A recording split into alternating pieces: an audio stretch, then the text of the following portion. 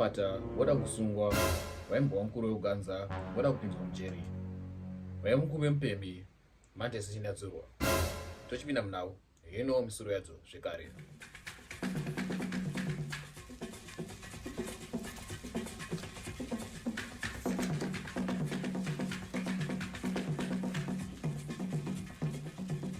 Nhau zichiverengwa nemukuru wemakuhwa vaPraise Magara. Mukuru wekupema vaMr Gilbert Nyati vadzorwa madecision yavo yange yatorwa nemukuru wemupata vaTaitirius Beta Maduyu. Tiri kuona mhuri iri kufara zvikurusa nokuti madecision yavo yadzorwa yange yatorwa naBeta Maduyu mazuva apera ayo. VaBeta Mupata Maduyu vainzi vakabva kuCape Town vachienda kuLimpopo kunotora madecision yaMr Nyati vachinyeredzera kunge vanoda kuvapa rudo pakamera. Then vadzoka kuno Cape Town ndokusvika vachinorawa namacopyrights. Madecision yaMr Nyati Gilbert ichibva yabviswa neFacebook. Tinoona Mr Gilbert Nyati vakanga vakuchema zvikurusa vachiti madecision ava havachavevoni, vachiti vakudzokera zvakare kunogara mumukuku muhoke mavagara. Izvo zvakapa veruzhinji kuti vadzwe tsitsi. Takaona Mr Gilbert zvakare vava kuenda kunokanya dhaka vachida kutsvaga raramo yekupa mhuri yavo. Mr Gilbert Nyati vakanga vavhurira pechi zvakare kuna amai Nyati vachiisa mavoice over nemavideos avo kuvanhu. Tiri kuona kapo iri kufara zvikurusa yakapembera ichiti madecision yavo yadzoka iyo yaiva yatorwa nemukuru wokuroya vaMupata waShe Taiti Maduyu.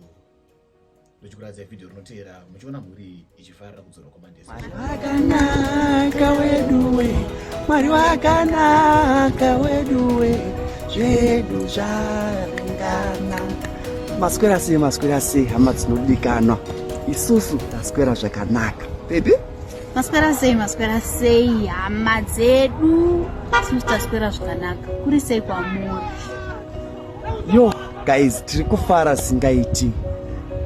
Ndofunga takambouya last time kwamuri tichiti hama dzedu tiri kurwadziwa nekuti tavharirwa monetization yedu paFacebook.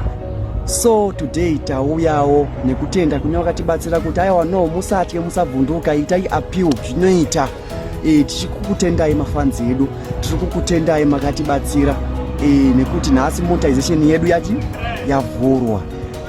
Zvinhu zvakatishungurudza uye zvinhu zvakatirwadza kuti akumanaka tatotemba so kuti tinoda kuronga kudai nekudai monetization yobva yangonzi yavharwa. Aiwa zvakatirwadza asi tokutenda Mwari tichiti aiwa Mwari wanesu, Mwari wakuramba achingoti tichingoti thank you for love and support nezvese zvakunotitira mukati meupenyu hwedu. Rambai muchitisapota ndokuti Mwari wakuropafadzei. Rambai muchitisapota guys. Isusu ticharambawo tichitochi sezvamunoda, charamba chingori humble. Thank you for love and support. As you can see guys, mhuri iri kufara kwazvo madecision yavo yadzoswa. Tichikuda kutenda vakakwanisa kubatsira mhuri kuti madecision yavo idzorwe because vaiti upenyu hwavo wange waguma since vari vanhu vainge vafara zvikurusa kuti vave kumadeswa neFacebook, vava kuhorawo zvakanaka kuFacebook, vava kudzokawo zvakare muupfumi vainge vaiswa mumarasha. Tochitangisa navo heino misoro yadzo zvekare. Aimbova mukuru wemupata, aimbova mukuru wemasimbi vaMaduyu Beta avo vekutora mukadzi aiva abutsa mavhidhiyo achishandurwa munyika yose, vosenderwa samoni nehurumende yomuno muSouth Africa. VaBeta Maduyu vanova vachizikanwa saTaiti vosenderwa samoni notsamba muno muSouth Africa kunze varoda kusungwa nenyaya yavakaita palive video ravakabva kuita vachida kuzvichenesa mushure mekunge vabira vaNyati content vavabvisira madecision. Vari kunzi ivo vaTaiti vari kuallegedwa nemhosva yekuita cyberbullying neemotional bullying kuna vaMr Moboys Munetse vane zita rinenge tsumo ngechirahwe risingameke sense, vachionzi ivo vakava violata pakupa vanhu ruzhinji nhamba dzavo kuti vazenge vachivafonera vachivatuka. Anova ari mukuru wemaromo makurusa wamapapu anenge magwaya ari paskero vaBeta Maduyu vaTaiti takaona vatota vaitonge chikisi chanaiwa zuro vapusa mushure mekunge vawana samoni kubva kupolisi yomuno muSouth Africa. Kanombova kamudiki kemupata wemuno muSouth Africa ako kanonzi vakiki Mupata waShe kainge kaunduka zvakare kunge broherana naiwa zuro mushure mekunge vareceiva samoni vasingagoni kuverenga muno muSouth Africa yekunzi vari kudiwa kukamba. vamadhuyu vabheta madhuyu mupata washe vakaenda kukamba vakapiwa samoni vachinzi vadzikise live yavakange vaita nekuti vainge vakanganisa kodzero dzavamunetsi vachiisa namba dzavo pasocial media kuti vatukwe nevanhu zvakare vainge vachifailita vakawanda zvaiafekta ruzhinji nekuafekta mabhizimusi amr boys munetsi. Tinoona palive rakapera vamr taiti vaibvenge vachituka vanhu vachita tine basa nemi, tine audience yedu kuBotswana, tine audience yedu kuMalawi, kuNigeria, kupi, kuBurundi, vachiti maZimbabwe tine basa nemi, asi vakuti tokumbirawo mutinamatire tisenge nekuponeswa, isu hatinei nemi ende hatina basa nemi, dai mukatosungwa. Izvezvo vari kuuploada mavideos vachiti vakauploada vobvisa hameno confusion nechidofo zvokwabva wabatira papi. Tochipinda kumusic industry, anozivikanwa ari mukuru weGT Baba Harare, vakabva kumasviko unonzi Baba Harare vachinja vashandira musambo vakuti vavada kuimba gospel, saka vakabva kuburisa album reGT Gospel iro rakabva rabhurutikwa nemaZimbabweans, asi maZimbabweans musadaro. Tiri pamabluetics ipapo aimbova mukuru wekuganza munguva yavaJinimbi Light, munguva yavaJinimbi aiwa Jinimbi Light ameno ndiani, munguva yavaJinimbi vaPassion Guava vakabva kuita white wedding iyo yakablutikwa zvakare nemaZimbabweans, asi mazimba nekublutika musadaro. Tiri panyaya yekublutika ipapo anozivikanwa ari Vos Majis akaburisa zvakare manzi yake song yake yakablutikwa zvakare nemaZimbabweans, asi maZimbabweans musadaro. Dai vambozama kuti Paul Green Tick uyo anozivikanwa ari mukuru wemadhafela wamatama makurusa vaBaba Holy 10 vakapiwa blue tick zvakare musongo yavo yaburitsa suro. Anozivikanwa ari mutuki mukuru wevakadzi vaMr Shadaya vakaita zvinonyadzisa mazuva aperayo vachimisleada isu varume kuti tisaite usimbi, asi vakaonekwa vachiita usimbi kumazuva aperayo, vachionekwa ivo vachitsoda mukadzi wavo pafoni vachimuti mwa. Izvo zvinova zvakatyora kodzero dzedu varume uye isusu hatisi kufarawo zvakare. Ndokuradzai video rinotira. That's what they don't even know, and they don't have to know it. Exactly. Iwe here unenge uri situ kwa baby wewe. Yeah? No, you know, I want to go alpha hard. No, you don't have to be hard, you know. You just have to have rules.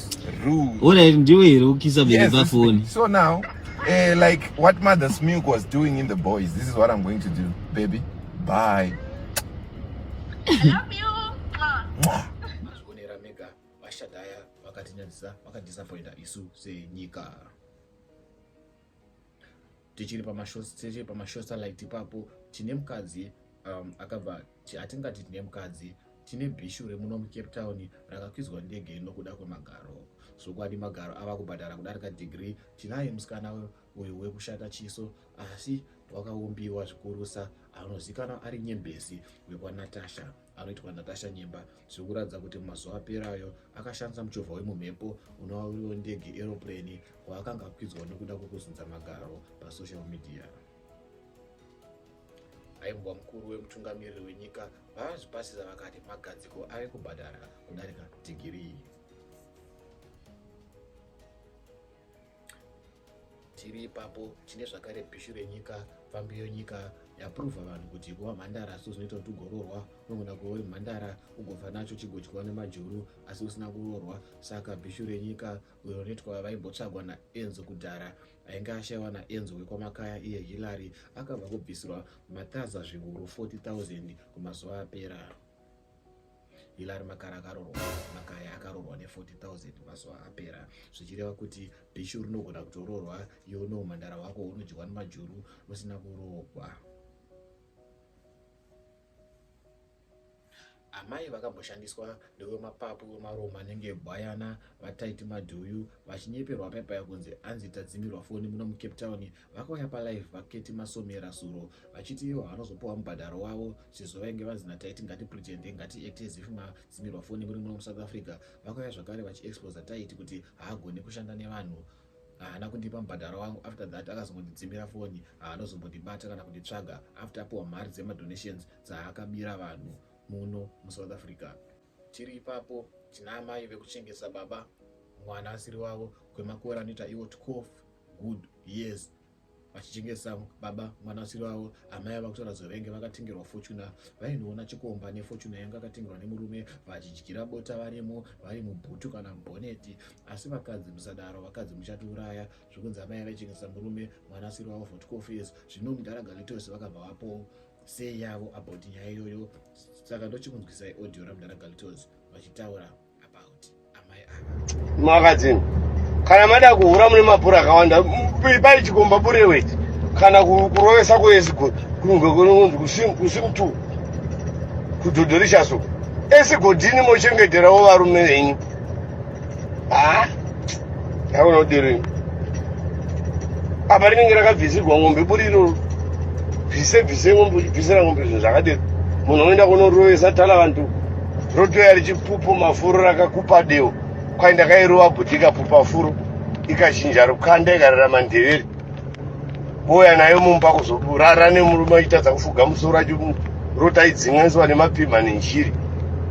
Hapana chinhu inovati tinobhuwa sekuwata negapu razhakwa. Mwema varume chenjerai vamwe varume tofenza misha yedu inda unofenzawo musha uku. Vanzwira Mudhara Galitos. Mudhara aita mbiri nekutedza nemaaudios aebonde anoratidza kuti anotaura shona yakadzama, shona yakadzika, shona yakamwa mvura yakaguta zvose nemukaka wembudzi. Tiri ipapo anova ari mukuru wezvemapunching bag vasiye Wikini Wechivhayo, anova ari chigubhu uyo Mudhara anozikanwa nekuita kadora nyika yose, azinge achiexposa machatsi ake achiratidza kuti ari kudya mabhebhi enyu mese, chinoratidza kuti chakakosha imari pavanhukadzi kunoti nyingirikeni hombe. Vachivhayo vaexposa reason yavakanyimira vaLevels Mota. Vakanyimira Levels Mota nekuda kuti iye anodanda, ivo vanokadora, zvakanzi asino danda rako indokudyira shashiyo. Reason yakanyimirwa Mota ndeipapa apa chifuta hachina Levels anayo ipapa cheta ikona kuswera mchinyeberwa mudaunzi dzungu watu vakawanda nedzungu akakumbira vakapihwa sanyeberwa apa varume azhinji nenyaya nyangwe ikawanda sei mari ipapa ndo pakanyimirwa Levels ipa kuti Levels ngwete chifuta ndori kuti Levels ngwete chifuta ndori hakuna buda pachena kuti vasiye Wikini vari kuvengera Levels kuti iye unodanda, ivo vanodora asi vano mari. Saka vabuda pachena vachiratidza machatsi evakadzi vose vakanaka, masocialites ese muZimbabwe kuti vari kuvadya, vana Kihi Bedesi, vana Madam Bosi, vana Kirari Rogezi, nanani Ntoni, nani mukadzi wemufundisi mumwe wandisingatoziyawo zvakare. Uri kuseverwa mukadzi wake, iwe uri bhizi kutsanya, iye uri kunodya nhongo. Vasiye Wikini Wechivhayo uya kumba akaguta zvake.